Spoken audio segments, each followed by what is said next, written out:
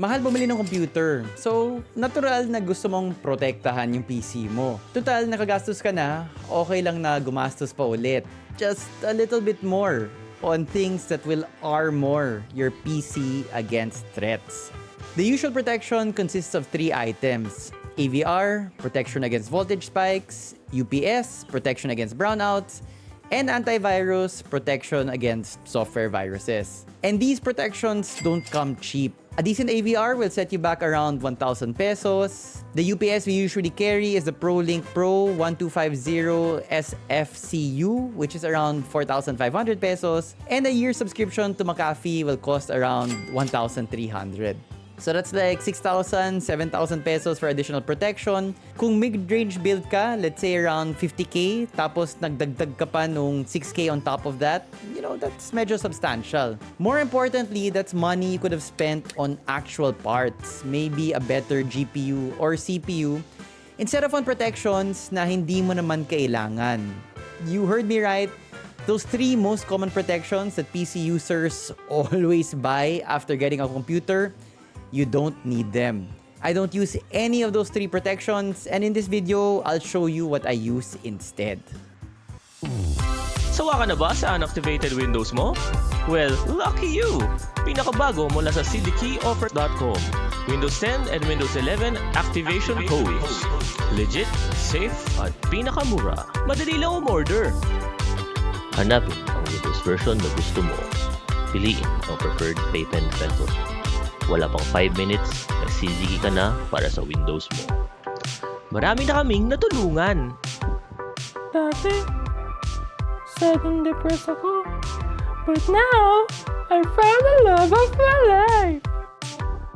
Dati, aimless and walang purpose ang life ko.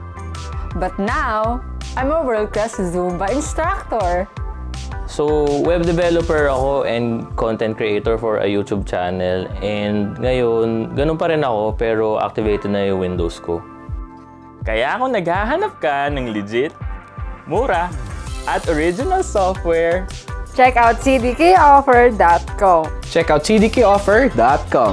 Check out cdkeyoffer.com. Instead of AVR, this. Instead of UPS, this. And instead of antivirus, this. First, the AVR, or automatic voltage regulator. It ensures that the voltage going to your system stays within an acceptable range. It protects your system against voltage spikes.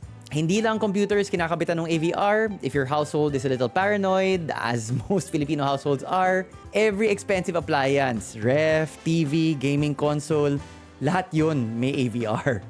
But for the PC, you don't need it because inside your computer, it's already something which protects against extreme voltage. And that's your PSU. Any modern, reputable PSU has a long list of protections already built in. Isa dito yung OVP or over voltage protection. Basically, a PSU already has an AVR component built into it. It's sort of like yung meal na binili mo may kasama ng undi rice. Tapos, dinagdagan mo pa ng isa pang extra undi rice.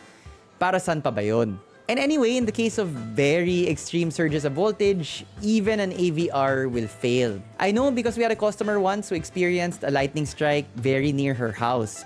Even with her PC connected to a quality AVR, nadamay pa rin PC niya and we had to replace the motherboard. And PSU, if I remember correctly. My personal experience, I've had my PC plugged directly into my wall outlet for years and I've never had any problems. Any extreme voltage issues, I guess, were dealt with by the PSU and everything is running just fine. Second, UPS. Supposedly, you need a UPS because maraming brownout sa atin. When the power fails, it might happen at a critical time when you're working on something. On some very important data na masisira, mawawala, mako-corrupt if it's not properly saved. If you have a UPS, pagka magka-brownout, your computer starts drawing power not from the main, kasi wala nang kuryente from the main, but from the UPS. The UPS is basically like a big power bank that will power your computer long enough for you to save. Yun yung sales pitch, and totoo, yun nga yung nangyayari. But what a lot of manufacturers don't tell you is that it's very difficult to determine just how long that UPS will power your system. For sure, it's not very long. Yun nga, sakto lang talaga just to save and shut down Windows properly. We actually did this. I did it on my own system. We tested the same system, varying capacities of UPS, even the exact same UPS capacity, the exact same UPS, because the discharge of power is non-linear. So, same system, same UPS. At one time, it'll be 1 minute 30 seconds uptime. But then, it could just be 30 seconds. It's not something that you can rely on for a very long period of time. And you might get the impression from some advertisements na, oh, I can finish a game. You're in your last Valorant match, magkaka-brown out, the UPS will let you finish that match. It won't happen. It's true the UPS will save you, but just long enough for you to back up. I don't use UPS. I never have because A, my work case doesn't need it. I do a lot of work on the computer, but not a lot of it is super critical that it needs to be saved all of the time. And also, I do save it all of the time. I have conditioned myself to use my muscle memory to just save constantly whatever I'm doing on my computer. Yun nga, in my 30 years of using a computer, I've never used UPS. Yes, there's always a minuscule, very small chance, but it's such a very minute chance that something terrible could happen for that 1, 2, 3 brownouts that your PC might experience in its lifetime that I am happy to forgo the UPS. I do need my data. I hate it when I'm working on something tapos mawawala. But for that, Control S. 2 fingers can save you 4,500 pesos or even more. The last protection is antivirus. Viruses only spread to your computer because of you, the user. Most often, it's because you ran an infected file, but it can also happen when you visit a malicious website.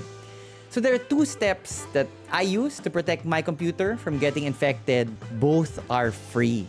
The first is this finger, your clicky finger. You need to be careful what or where you click. Before you run anything, make sure you trust the source of the file. And make sure that before you click to go to a site, you trust that site. And I'm gonna be honest, not gonna lie, I poke around some of the shady parts of the internet. Hindi ibig sabihin you trust a site that it doesn't deal with just Disney material. Don't let your fear outweigh your curiosity. Just be sure that you know that the site you're going to has a legit purpose. Yung hindi lang siya ginawa para lang to spread a virus or malware. Second step, aside from the clicky finger, is using free software. Windows comes with its free antivirus. Yung tawag sa kanya, Windows Defender. And I have this on. It's pretty decent. I use it to scan any files I have doubts about. It also auto-scans as well. So the combination of those two, be careful what you click, and Windows Defender is enough to keep your computer virus-free. So these 3 protections usually cost PC users a lot of money, but I don't use protection. Or more specifically, I don't use paid protection. And you don't need to either. Saving yourself some money on these protections really boils down to you being the protection you need by buying a reputable PSU upfront, by being mindful about saving often, and being shrewd in what you execute on your computer. Thanks for watching.